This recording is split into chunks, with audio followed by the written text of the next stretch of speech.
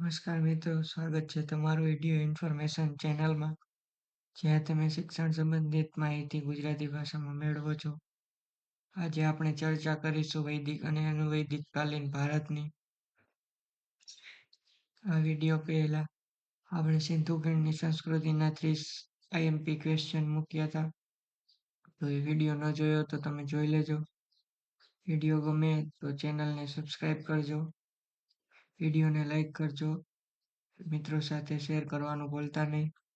તો શરૂ કરીએ આપણો આજનો વિડિયો. વૈદિક યુગ, તેનો સમયગાળો શું હતો? વૈદિક યુગ આશરે 1500 થી 600 ઈસવીસન પૂર્વેનો હતો. તે મુખ્યત્વે 4 વેદોના રચનાકાળ સાથે સંકળાયેલ છે, જેમાં ઋગ્વેદ, યજુર્વેદ, સામવેદ અને અથર્વવેદ છે. તેની સામાજિક વ્યવસ્થા કેવી હતી? સામાજિક વ્યવસ્થાની સ્થાપના થઈ, જેમાં બ્રાહ્મણો, ક્ષત્રિય, વૈશ્ય અને શૂદ્ર વર્ગો હતા. આર્થિક કાર્ય, તેઓ આર્થિક મીન્સ કે પૈસા કમાવા માટે કે કોઈ પણ રીતે તે કાર્ય કરવા માટે કઈ કાર્ય કરતા.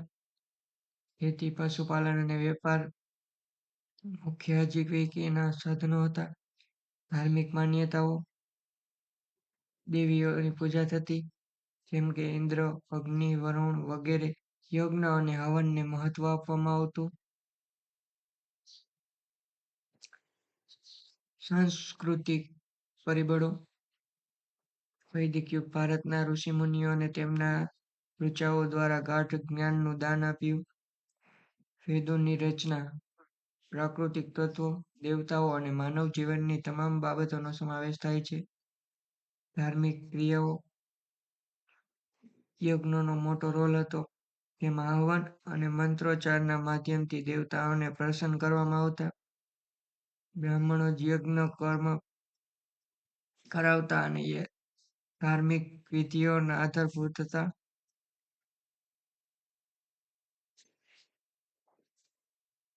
સંહિતાઓ, ઋચાઓ અને પ્રસ્તુતિઓ સાથે સંગ્રહ છે. બ્રાહ્મણ ગ્રંથો યજ્ઞ વિધિઓનું માર્ગદર્શન આપે છે. આરણ્યક અને ઉપનિષદ તત્વજ્ઞાન અને દર્શન વિષયક વ્યાખ્યાઓ આપે છે.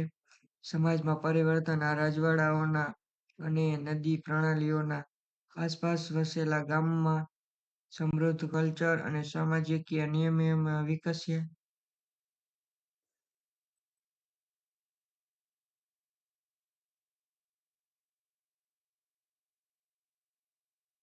જૈન ધર્મ, તેના સ્થાપક આચાર્ય મહાવીર એટલે કે વર્ધમાન મહાવીર, એને જેને ધર્મના 24મા તીર્થંકર તરીકે માનવામાં આવે છે. તેઓએ આધ્યાત્મિક માર્ગ દર્શાવ્યો અને અહિંસાનું મહત્વ ગણાવ્યું. અહિંસા, જીવ મારો નહીં, તમામ જીવના પ્રત્યે કરુણા રાખવી. અપરિગ્રહ, આડંબર, સંપત્તિ અને લાલચમાંથી મુક્તિ. અભ્યાસ અને સાધના, આત્માને શુદ્ધ કરવા માટે ધ્યાન, ઉપવાસ અને નૈતિક શિખામણ મહત્વની છે.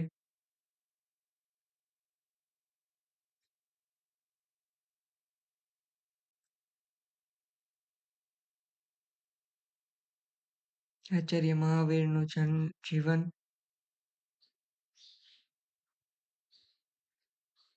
મહાવીરનો જન્મ ઈસવીસન પૂર્વે 599માં બિહારના વૈશાલીમાં રાજ પરિવારમાં થયો હતો. 30 વર્ષની વયે તેમણે રાજવી વૈભવનો ત્યાગ કરી અને 12 વર્ષ સુધી કઠોર તપસ્યા કરી, જેમાં અંતે તેમને કેવલ જ્ઞાન પ્રાપ્ત થયું.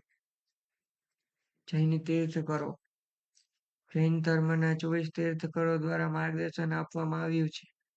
આ તીર્થંકરોના ઉદ્દેશો આત્માની મુક્તિ અને પુરુષાર્થ વિકાસ છે. આદર્શ જીવનશૈલી, 5 મહાવ્રતો, અહિંસા, સત્ય, અપરિગ્રહ, અસત્ય એટલે કે ચોરી ન કરવી અને બ્રહ્મચર્ય એટલે સંયમિત જીવન. વિભાગ, જૈન ધર્મમાં બંને મુખ્ય પંથ છે. શ્વેતાંબર, સફેદ વસ્ત્ર ધારણ કરનારા. દિગંબર એટલે કે નગ્નતા સ્વીકારનારા, જે દ્રવ્ય સંબંધી સંપૂર્ણ મુક્તિ માનતા.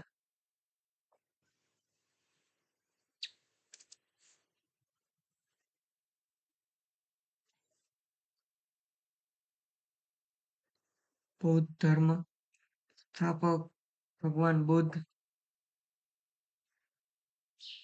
એટલે કે સિદ્ધાર્થ ગૌતમ બૌદ્ધના ધર્મના પ્રણેતા છે. તેઓએ કાંચીપુર માનવ જીવનમાંથી દુઃખ દૂર કરવાનો માર્ગ બતાવ્યો. 4 આર્ય સત્ય. દુઃખનું સત્ય એટલે કે જીવનમાં દુઃખ છે. દુઃખનું કારણ ઈચ્છાઓ અને કામનાઓ છે. તેથી દુઃખનું નિર્વાણ તો કે ઈચ્છાઓનો ત્યાગ કરવાથી. 8 ઠીક માર્ગ શીલા સમાધિ અને પ્રજ્ઞાના 8 માર્ગો અપનાવવાથી મુક્તિ. ધાર્મિક પરિક્ષેપ અહિંસા મધ્યમ માર્ગ એટલે કે અતિ પ્રણય અને અતિ ત્યાગના ટાળે અને ધ્યાન પ્રત્યે ભાર મૂકવામાં આવ્યો.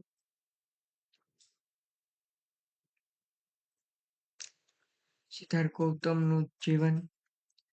કપિલવસ્તુના રાજકુમાર ગૌતમ બુદ્ધ 29 વર્ષની વયે વૈભવી જીવનનો ત્યાગ કરી આત્મજ્ઞાનની શોધમાં નીકળી પડ્યા. નદી કિનારે કઠોર તપસ્યા કર્યા પછી મધ્યમ માર્ગ અપનાવી બૌદ્ધ વૃક્ષ નીચે જ્ઞાન પ્રાપ્ત કર્યું. મધ્યમ માર્ગ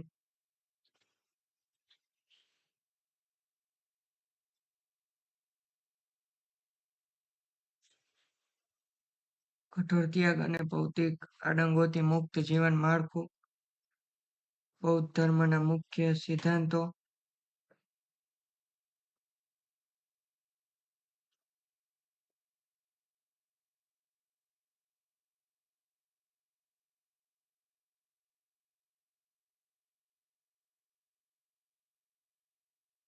મહાયાન,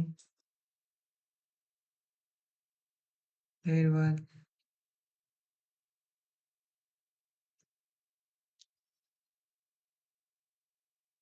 આધ્યાત્મિક અને દાર્શનિક પરિબળો કેટલાક. વૈદિક પૌરાણિક યોગદાન. વૈદિક યજ્ઞ અને ઉપનિષદના તત્વોને આધ્યાત્મિક ચિંતન અને તત્વજ્ઞાનના વિકાસમાં મદદ કરો. જૈન ધર્મના યોગદાન. અહિંસા અને પરિગ્રહ મુક્ત જીવનના માર્ગે વૈશ્વિક શાંતિ અને પર્યાવરણ પ્રેમનું મહત્વ. બૌદ્ધ ધર્મના યોગદાન.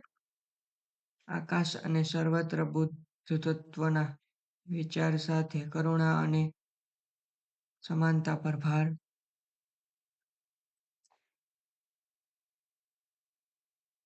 જો તમને વિડીયો સારો લાગ્યો હોય તો ચેનલને સબસ્ક્રાઈબ કરો. આવી જ અવનવી ઇન્ફોર્મેશન અને જીપીએસસી માટેની તૈયારી માટે અમારી ચેનલને અત્યારે જ સબસ્ક્રાઈબ કરો. તમારો મહત્વપૂર્ણ સમય આપવા બદલ તમારો આભાર.